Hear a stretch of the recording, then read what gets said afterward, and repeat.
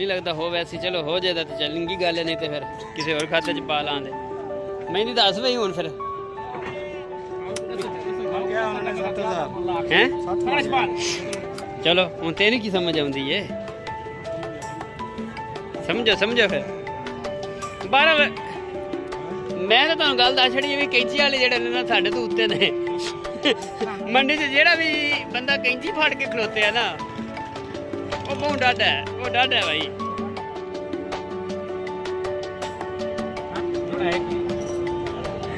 बाकी अल्लाह खैर करे तुहानू कहने जी सौदा बहा रहे हैं लाइव सौदा चेक करो उस्ताद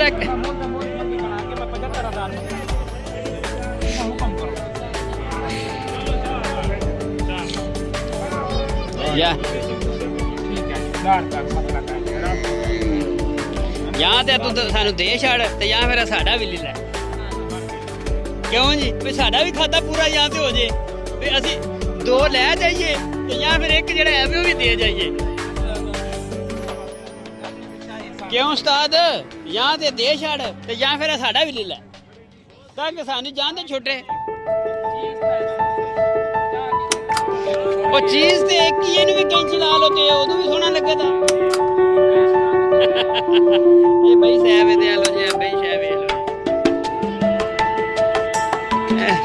साडे व्यूअर्स देख के फैसला कर रहे हैं कि की है लो जी ए नजदीकी जी जोड़ी दा 240 डिमांड है हाँ जी मैं क्या से नहीं तो लभना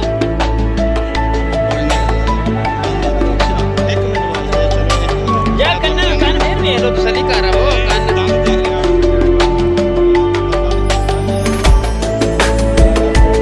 वो पकड़े वाला की है करना ना यार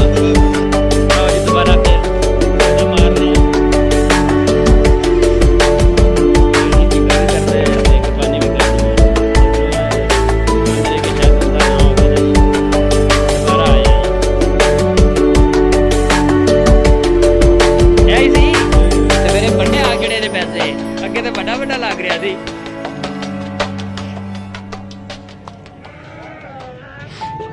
ਮੈਨੇ ਸਨਾ ਇਹਨੂੰ ਸਾਡਾ ਵੱਲ ਨਹੀਂ ਆ ਇਹ ਸਿਰਫ ਕੈਂਚੀ ਦਾ ਹੀ ਕਮਾਲ ਨੇ ਨਜ਼ਰ ਆ ਰਿਹਾ ਬਾਕੀ ਹੋਰ ਮੇਰੀ ਸਮਝ ਚ ਤੇ ਨਹੀਂ ਆਉਂਦਾ ਦੋਵੇਂ ਇਕੱਠੇ ਖਲਵਾ ਕੇ ਵੀ ਵੇਖ ਲਓ ਤੇ ਕੈਂਚੀ ਦਾ ਹੀ ਕਮਾਲ ਰਹਿ ਗਿਆ ਪਿੱਛੇ ਹੋਰ ਕੀ ਫਰਕ ਹੈ ਉਹਨੂੰ ਵੇ ਉਹ ਵੱਡਾ